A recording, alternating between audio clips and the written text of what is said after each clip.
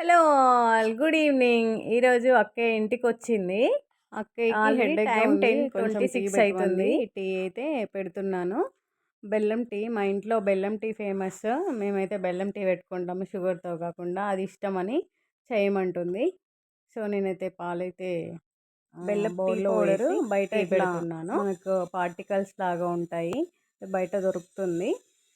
150కి పావు KG pack చేసొస్తుంది. ఈ pack బయట పెడితే కొంచెం ఇంకా గడ్డగట్టిపోతుంది. పాలైతే మరుగుతున్నాయి. ఇందులో ఈ బెల్లం టీ పౌడర్ వేయాలి.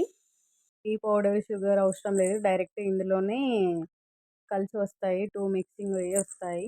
ఈ యాలకుల ఫ్లేవర్ కూడా బాగుంటుంది. ఈ టీ తాగండి, ఒకసారి ట్రై చేయండి. ట్రై చేసి అయితే నాకు ఒకసారి కామెంట్ పెట్టండి.